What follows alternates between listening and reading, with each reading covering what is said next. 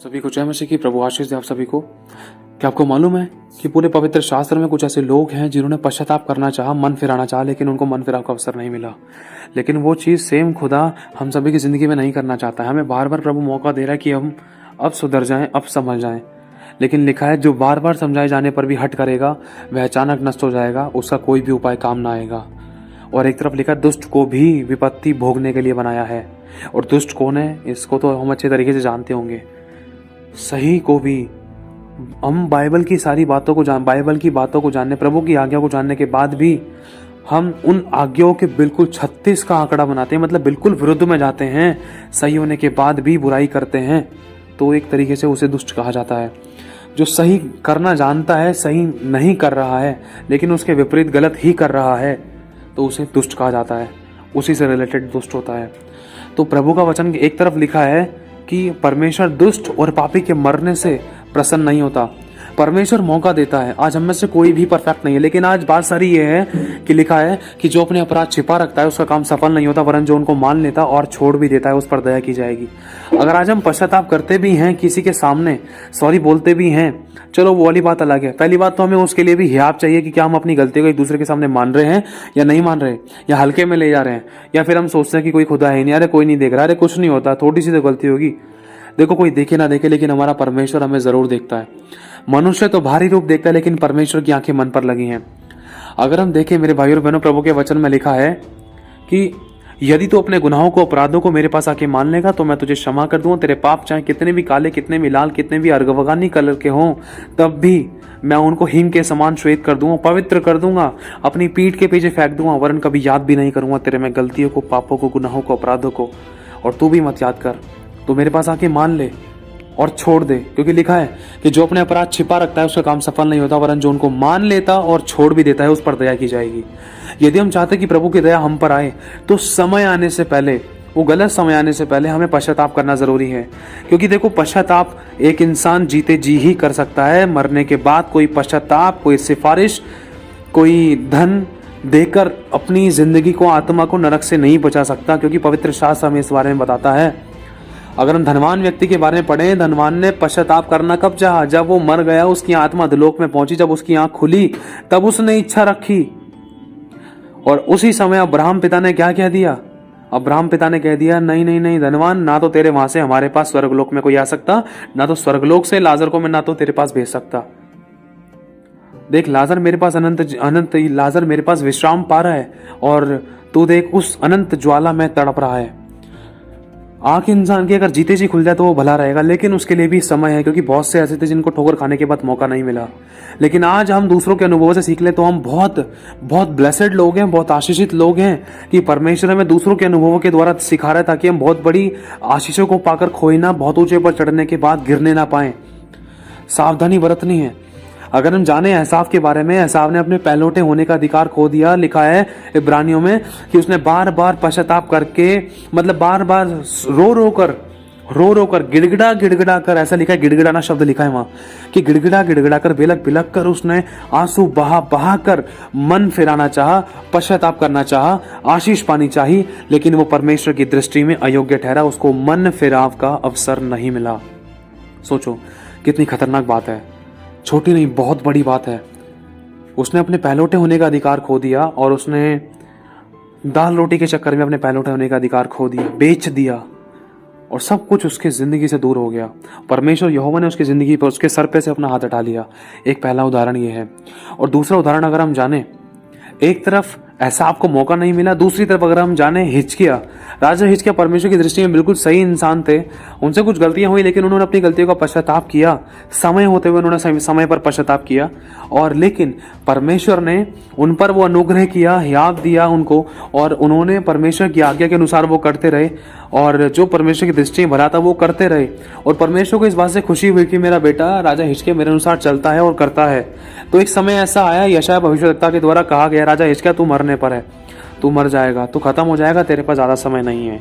तो इतने में राजा हिजकिय्याह रोने लगे, फूट कर दीवार की तरफ मुंह करके। तो उसी समय राजा हिजकिय्याह ने जब आंसू बहा कर पिता यहोवा से प्रार्थना करी, तो मेरे भाई और बहनों, यशाया भविष्यद्वक्ता उस महल से बाहर तक पहुंचे भी नहीं थे, इतने में यहोवा परमेश्वर ने यशाया भविष्यद्वक्ता से कह दिया, जाके मेरे दास राजा हिजकिय्याह से बोल दे कि मैंने उसकी उम्र 15 वर्ष और बढ़ा दी है। उसकी प्रार्थना सुन ली है, उसके आंसू देखे हैं, और उससे बोल दे मैंने उसकी 15 वर्ष उम्र और बढ़ा दी है।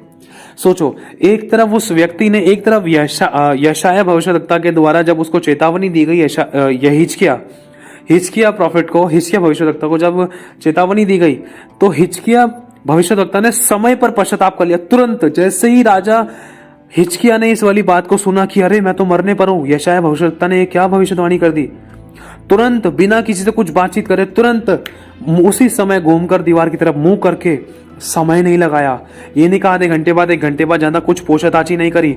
जैसे ही यशाया ने बोला कि तू मरने पर है, यहोवा यूं कहता है तू मरने पर है, अब तेरे पास ज्यादा समय नहीं है, तुरंत राजा हिजकिय्याह ने उसी समय दीवार की तरफ मुंह करके पश्चाताप किया, रो रो कर आंसू बहाकर प्रार्थना करी, और वो पश्चाताप करते के साथ ही उनकी उम्र 15 साल और बढ़ा दी गई।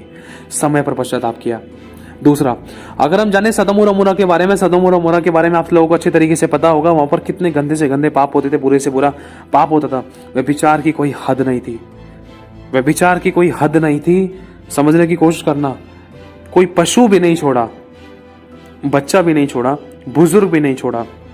अगर हम पढ़ते हैं उत्पत्ति में कुछ उन बातों को, तो यहां तक कि जो पवित्र परमेश्वर के स्वर्गदूत थे, उन स्वर्गदूतों के साथ भी व्यभिचार करने की वहां के लोगों ने ठानी। और ये बहुत बड़ी गलती कर बैठे वो लोग कि उन्होंने सोच लिया ऐसा, और सोच लिया क्या, उनके घरों को तोड़ने फोड़ने के लिए घर में घुसे चले आने की कोशिश कर रहे थे। लेकिन परमेश्वर की ऐसी योजना हुई कि परमेश्वर ने स्वर्गदूतों के साथ उन परमेश्वर के कुछ पवित्र लोगों को भी बचाया, जो विश्वास करते थे, जिन्होंने गलत काम में, सदोम और अमोरा के गलत और गंदे कामों में, विचार में हाथ नहीं मिलाया था, जो उन कामों से दूर रहते थे, वरन पवित्र जीवन जीते थे, परमेश्वर का भय मानते थे। तो परमेश्वर ने सिर्फ उन्हीं लोगों को बचाया जो परमेश्वर के लिए जीते थे, जिन्होंने अपने आप को पाप के कामों के लिए नहीं दिया। तो एक समय ऐसा आया कि अब्राहम से परमेश्वर ने कहा, अब्राहम देख मैं सदोम और अमोरा को नाश करने पर हूं।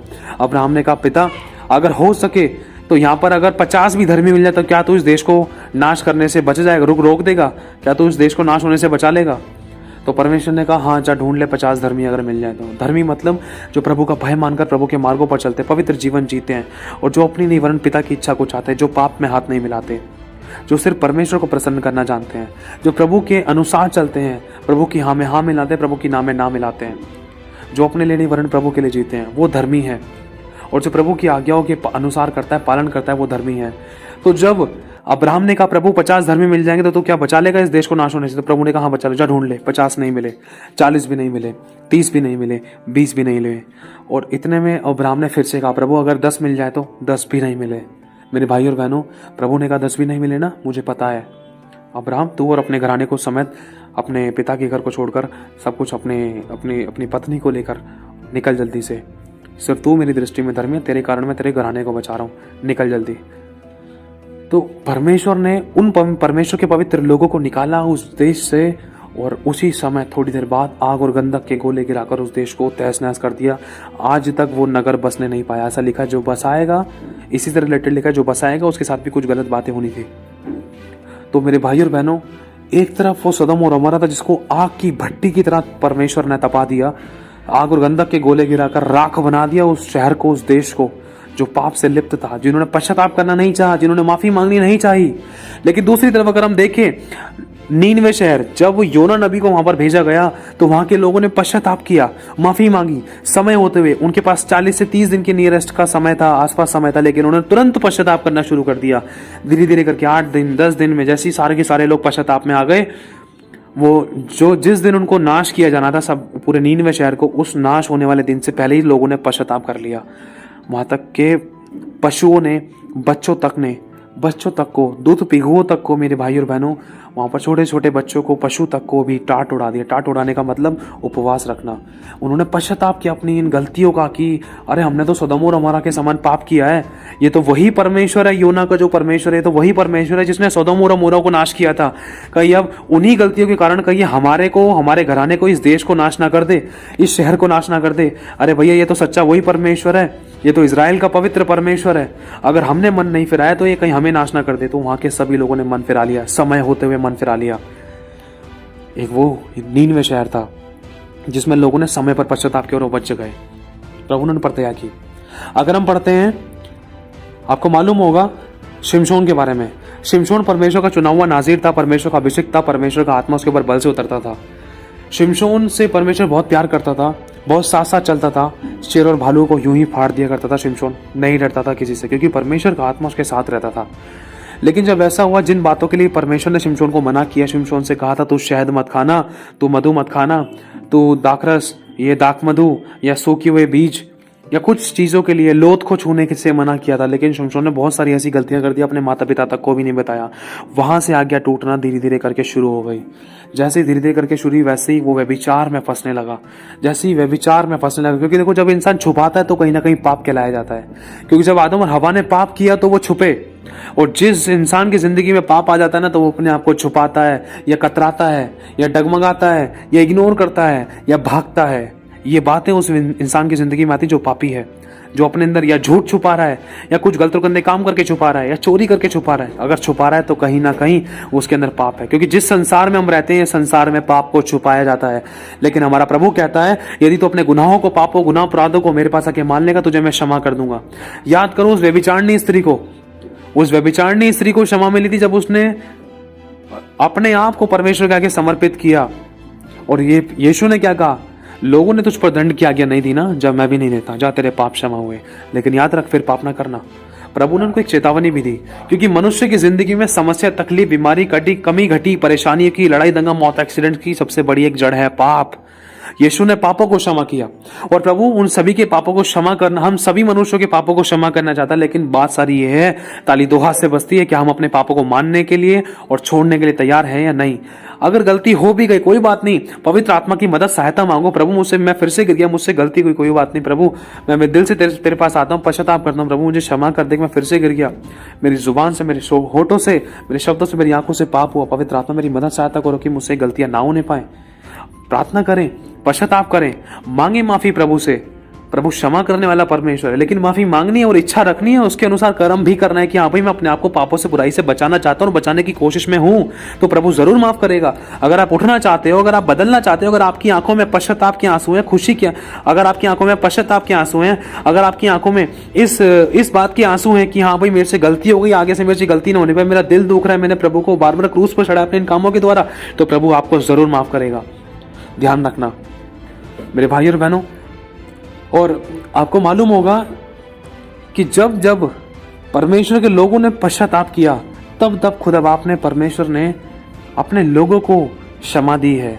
लेकिन समय रहते हुए अगर उन्होंने समय पर पश्चाताप कर लिया, क्योंकि देखो एक समय वो था, नूहा का समय था। नूहा के समय में नूहा चिल्ला चिल्ला कर थक गया।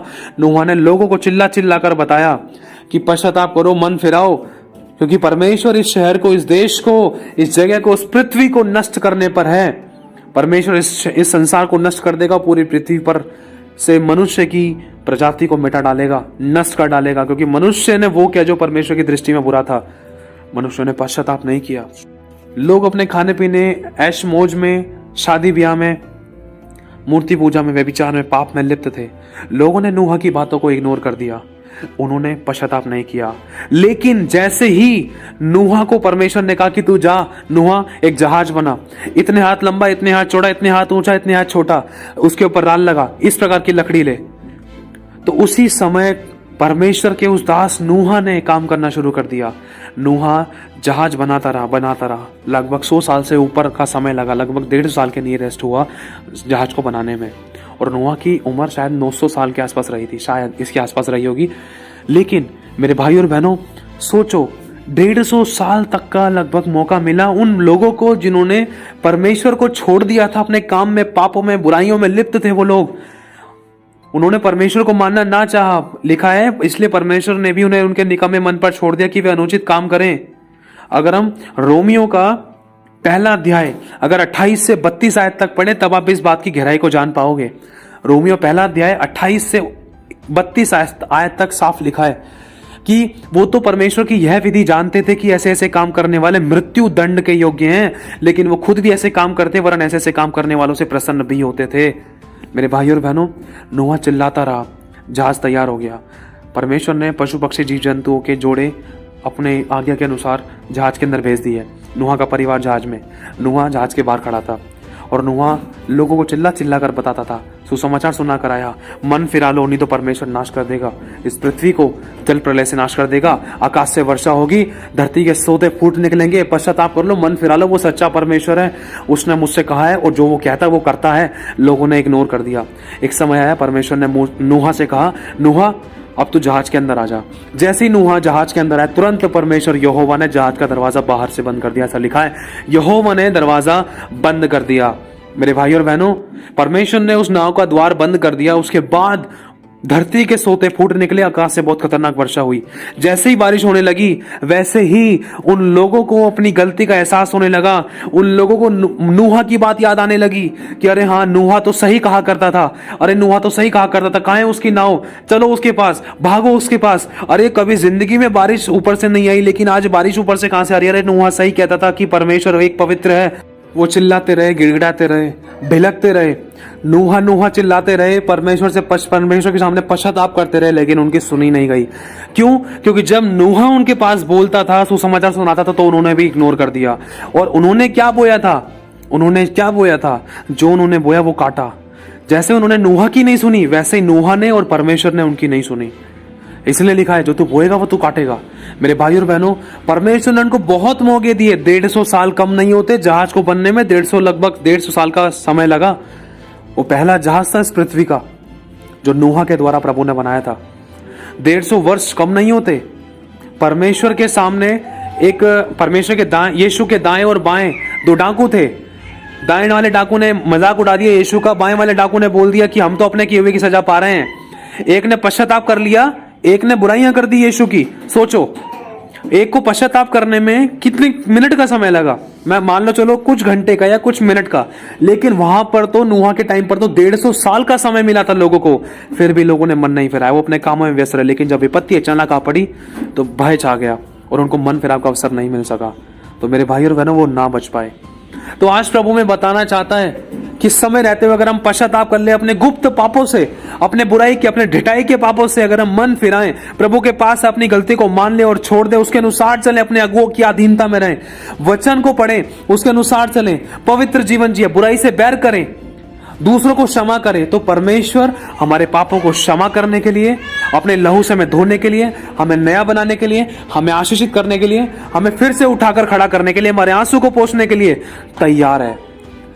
ध्यान रखना मेरे भाई और बहनों, ताली 2 हाथ से बजती है। कोई परफेक्ट नहीं, गलती मुझसे भी हुई, मैंने भी क्या कुछ नहीं किया, मैंने भी सब किया, मैंने भी सब पाप किए, मैंने भी गलत से गलत, गंदों से गंदा हर प्रकार के पाप किए, मैंने भी कुकर्म किए, शब्दों से, जुबानों से, कामों से, व्यवहारों से। कोई परफेक्ट नहीं है, हम सभी से गलतियां हुई हैं। लेकिन बात सारी है कि मेरे बेटे क्या तो अपनी गलती को मानने के लिए तैयार है या नहीं? अगर तैयार है तो ही तू मेरे पास आ सकेगा, तो ही मैं तेरी सुन सकूं। क्योंकि लिखा है कि तेरे ही अधर्म के कामों के कारण मैं तेरी प्रार्थना नहीं सुनता, तेरे ही पापों के कारण मैंने तुझसे अपना मुंह छिपा रखा है। इसलिए मन फिरा और मेरे पास लौटा। याद करो उस पुत्र को, उड़ाऊ के पुत्र को। उड़ाऊ कौन है? वो हमारा परमेश्वर है। उसके पुत्र कौन है? आप और मैं उसके पुत्र हैं। उड़ाऊ हमारा पिता है। तो परमेश्वर उड़ाऊ के द्वारा में ये बताना चाहता है, जैसे उड़ाऊ अपने बेटे का इंतजार कर रहा था, मेरा बच्चा जो जोश में, गुस्से में, पाप में लिप्त होकर चला गया, लेकिन एक समय आएगा वो मेरे पास वापस आएगा। तो आज पिता अपने घर की खिड़कियों को खोलकर बैठा है, आज पिता अपनी बाहों को फैलाकर बैठा है कि मेरा बेटा जरूर आएगा। मुझे पता है जिस द्वार से वो गया है मुझे छोड़कर, या पाप की दुनिया में वो डूबा है, वो एक न एक दिन मेरे पास मन फिराकर जरूर आएगा। जब वो आएगा तो मैं उसको दोबारा से अधिकार की अंगूठी दूंगा, उसके पैरों में जूतियां चलाऊंगा, उसके पैरों में जूतियां पहनाऊंगा, उसको अच्छे अच्छे मार्ग पर लेके जाऊंगा, चलाऊंगा, उसको आशीष दूंगा, शैतान को उसके पैरों तले की चौकी कर दूंगा, उसको छितराने वाला बनाऊंगा, उसको अधिकारी बनाऊंगा, उसको अधिकार दूंगा। मैं फिर से एक राजाओं की तरह वो राज्य करेगा।